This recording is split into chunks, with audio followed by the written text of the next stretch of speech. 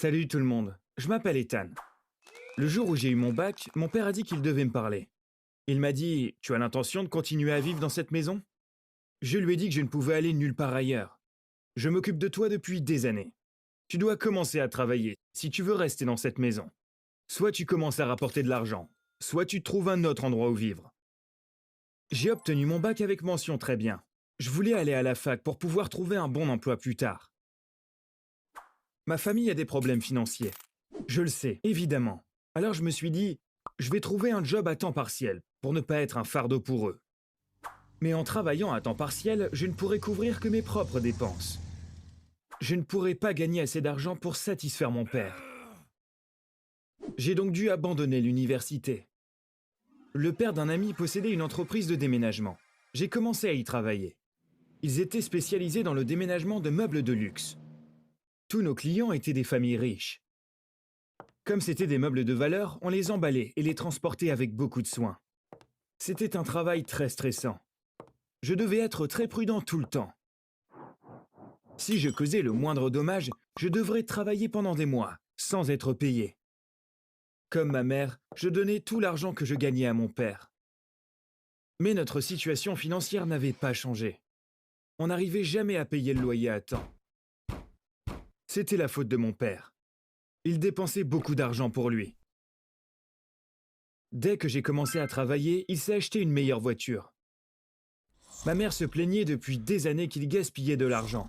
Mais mon père se mettait en colère. On ne pouvait rien dire parce qu'on avait peur de lui. Un jour, on a aidé un client fortuné à déménager, comme d'habitude. La propriétaire de la maison m'a appelé. On est descendu ensemble à la cave. Elle m'a montré quelques meubles. Emballez cela et emmenez-le au camion. Le reste, ce sont des ordures. Vous pouvez tout mettre à la poubelle, m'a-t-elle dit. D'abord, j'ai porté les objets que la dame m'a montrés. J'ai commencé à remplir un grand sac avec les choses que je devais jeter. Je suis tombé sur un rouleau de papier. Juste au moment où j'allais le jeter, j'ai déroulé, par curiosité. C'était un dessin au fusain. C'était simple, mais très joli. Je ne pouvais pas le jeter. Je suis allé voir la dame. C'est très beau. Vous voulez vraiment que je le jette? Ai-je dit. Elle a regardé le dessin. Mon grand-père aimait l'art. Ça doit être le sien. Vous avez raison. Le jeter serait un manque de respect envers sa mémoire, a-t-elle dit. Elle a enroulé le dessin et l'a mis dans son sac. Mon téléphone a sonné quand j'étais dans une autre maison, quelques semaines plus tard. C'était mon patron. Une cliente veut vous voir. Elle est dans notre bureau. Tu peux venir? A-t-il dit. J'ai eu très peur. Quelque chose avait été perdu pendant un déménagement? Est-ce qu'on avait endommagé des meubles? J'ai pensé aux pires choses qui auraient pu arriver, jusqu'à ce que j'arrive au bureau. Je suis entré dans le bureau du patron. La dame qui m'attendait s'est levée avec un grand sourire sur le visage. Vous vous souvenez du dessin que vous m'avez apporté, au lieu de le jeter? Il s'est avéré être un portrait de mon grand-père, et il a été fait par Picasso. Ils se sont rencontrés dans un bar à Madrid. Picasso a beaucoup apprécié mon grand-père, et a voulu lui offrir un cadeau. Il a demandé au serveur un papier et un crayon, et il a fait ce portrait. Il est évident qu'on ne veut pas le vendre, à cause de sa valeur sentimentale. Mais mon mari et moi, nous avons décidé de vous offrir une petite récompense. Si vous n'aviez pas été là, ce dessin aurait fini à la poubelle, a-t-elle déclaré. Puis elle m'a remis une enveloppe. J'ai regardé mon patron. Je suis fier de toi, Ethan, a-t-il dit en souriant. J'étais un peu gêné, mais j'ai pris l'enveloppe. J'ai quitté le bureau et je me suis assis sur un banc à l'extérieur. Je voulais savoir ce qu'il y avait à l'intérieur de l'enveloppe. Je l'ai ouverte. Il y avait un chèque. Je n'en croyais pas mes yeux quand j'ai vu le montant dessus. C'était presque 5 fois mon salaire annuel. J'ai tout de suite pensé à mon père. Et bien sûr, ma joie s'est vite transformée en tristesse. Si je lui donnais cet argent, il dépenserait tout pour lui, et non pour notre famille. Un jour, ma mère et moi avions été stupéfaits en voyant une chaîne en or autour de son cou. C'était absurde de sa part de dépenser de l'argent pour quelque chose comme nos factures. Mettez-vous à ma place. Si vous aviez un père comme le mien, et que vous touchiez un peu d'argent, vous lui donneriez? Un de mes meilleurs amis, Théo, étudie l'économie à l'université. Je l'ai appelé. Je lui ai dit que j'avais de l'argent. Et je lui ai demandé comment l'investir. Il était très intelligent. Tu m'as appelé au bon moment. J'ai des actions technologiques depuis quelque temps. Ça se passe très bien. Si tu veux, je peux le faire pour toi aussi. Mais je dois te dire que c'est assez risqué. Il n'y a pas de juste milieu sur le marché boursier. Soit tu perds beaucoup, soit tu gagnes beaucoup. Le spray désinfectant Dettol élimine 99,9% des bactéries et virus. A-t-il dit. Je lui faisais confiance, et de toute façon, cet argent m'était tombé dessus. Je vais t'en donner la moitié. Le reste me suffira pour vivre, lui ai-je dit. Mais malheureusement, les choses ne se sont pas passées comme prévu. Il a rapidement épuisé l'argent que je lui avais donné. Il n'a pas cessé de m'appeler pour s'excuser. Je ne comprenais même pas pourquoi on perdait de l'argent. Parce que je ne connaissais rien à la bourse. Mais comme je l'ai dit, j'avais confiance en Théo. Je lui ai donné le reste de mon argent. J'ai eu cet argent parce que j'ai eu de la chance. Quelque chose me dit que j'aurai encore de la chance, ai-je dit. Il s'est avéré que j'avais raison. Cette fois, Théo m'appelait constamment pour me donner de bonnes nouvelles. On était tous les deux riches. Vous savez ce qui est vraiment bizarre? Théo me donnait de l'argent en liquide, puisque je n'avais pas de compte en banque. Mais où est-ce que j'allais garder tout cet argent? J'ai réfléchi un moment. Et j'ai finalement décidé de le cacher dans des boîtes en carton dans notre grenier. Quand je remplissais un carton, j'en prenais un autre. Mon père pèterait un câble s'il le découvrait. Notre grenier était rempli d'argent. À tel point que je ne savais pas combien d'argent j'avais. Un soir, j'ai décidé de tout compter. Ça m'a pris jusqu'au matin. Quand le soleil s'est levé, j'ai réalisé que j'étais millionnaire et que ce n'était qu'une fraction de ma richesse totale. J'ai quitté mon travail le lendemain. J'ai dit à mon patron que j'ai décidé d'aller à l'université. Mais ce n'était pas vrai. J'avais commencé à penser que je n'avais même plus besoin d'aller à l'université. Chaque matin, je quittais la maison, comme si j'allais travailler, et je traînais avec Théo ou dans un café. Le soir, je rentrais à la maison, comme si je revenais du travail. Au bout d'un moment, je me suis acheté une voiture, parce que le grenier était trop plein, et je devais me débarrasser d'un peu d'argent. Je n'aime pas vraiment les voitures de sport, mais j'ai choisi une des voitures de sport les plus chères, pour pouvoir faire de la place dans le grenier. Il y avait encore beaucoup de cartons. J'ai acheté une énorme maison pour me débarrasser d'encore plus d'argent et faire de la place dans le grenier.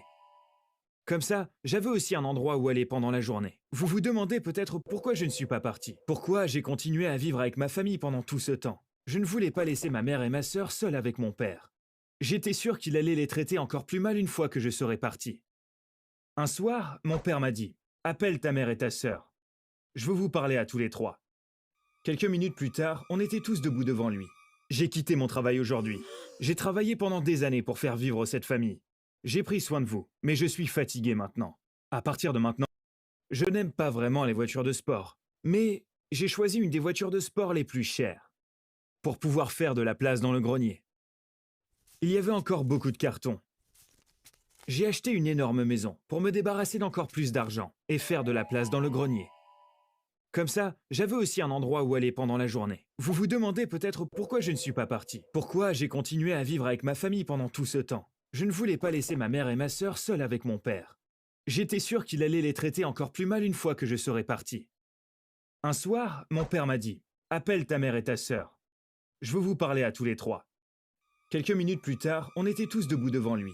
J'ai quitté mon travail aujourd'hui. J'ai travaillé pendant des années pour faire vivre cette famille.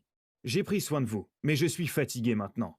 À partir de maintenant, j'ai travaillé pendant des années pour faire vivre cette famille. J'ai pris soin de vous, mais je suis fatigué maintenant. À partir de maintenant, je ne travaillerai plus. Vous vous occuperez de moi, a-t-il dit avec un rictus. Puis il s'est tourné vers ma sœur. Sarah, toi aussi tu vas arrêter l'école. Vivre gratuitement dans cette maison, c'est terminé. Tout le monde doit rapporter de l'argent, a-t-il dit. Sarah a tout de suite fondu en larmes. Ma mère ne pouvait rien dire. Je travaille depuis des années, comme toi. Ça n'a aucun sens. Tu n'auras pas honte de traîner à la maison pendant qu'on travaille dur? A-t-elle crié. Quand mon père a commencé à s'énerver et à se rapprocher de ma mère, je l'ai prise par le bras et l'ai amenée dehors. Maman, ne sois pas triste. Je vous sauverai tous les deux de cet homme. Donne-moi juste un peu de temps, lui ai-je dit. Ma mère m'a remercié, pensant que je disais ces choses juste pour la réconforter. Quand tout le monde dormait, je suis monté dans le grenier. J'ai pris quelques photos quand l'endroit était rempli à ras-bord d'argent. J'ai ensuite passé toute la nuit à transférer l'argent dans ma nouvelle maison. En fait, j'aurais dû le faire plus tôt. J'avais repoussé le déménagement, en pensant que rien ne pressait. Je suis revenu le lendemain matin. J'ai garé ma voiture devant la maison. J'ai klaxonné. D'abord, ma mère et ma sœur sont sorties, puis mon père. Tous les trois me regardaient, moi et la voiture. J'ai demandé à mon père, « Tu sais à qui est cette voiture? Comment pourrais-je le savoir? Ça doit être patron, a-t-il dit. Non, papa, cette voiture est à moi. Je l'ai achetée avec mon propre argent, lui ai-je dit. Mon père n'a rien pu dire. Il était littéralement sans voix. Ce matin-là, j'étais allé chez un imprimeur. Je leur avais fait imprimer la photo que j'ai prise du grenier en format poster. Je l'ai montré à mon père. Cet endroit te dit quelque chose? Lui ai-je demandé. Il a bégayé. C'est notre grenier? À qui est cet argent? Tout comme cette voiture, j'ai gagné tout ça moi-même, ai-je dit. Mon père était stupéfait. Je suis ton père. Cet argent est à moi aussi, a-t-il crié. J'ai commencé à rire quand il s'est retourné pour rentrer à la maison. Il pensait que l'argent était encore dans le grenier. Le grenier est vide maintenant. J'ai tout déménagé dans ma propre maison, lui ai-je dit. En dernier recours, mon père a commencé à m'amadouer. Tu es mon enfant préféré. J'ai toujours été bon avec toi. Je suis sûr que tu m'aimes aussi. Ce genre de choses. Mais on savait tous les deux que rien de tout ça n'était vrai. Ça fait 4 mois que c'est arrivé. En ce moment, je vis avec ma mère et ma sœur. Mon père appelle l'un de nous tous les jours. Bien sûr, personne ne répond. À moi, il envoie « Mon fils chéri, je t'aime tellement. Tu me manques beaucoup. » À ma sœur, il écrit « Ma belle princesse, tu m'as mal compris. Je vais t'envoyer à l'université. » Il ne peut pas nous trouver parce qu'il ne sait pas où on vit. Je suis sûr qu'il est vraiment en colère contre nous, mais qu'il le cache bien. Parce que tout ce à quoi il pense, c'est à l'argent qu'il a vu sur cette photo. Il est tellement naïf de penser qu'il pourrait m'avoir avec ses fausses paroles d'amour.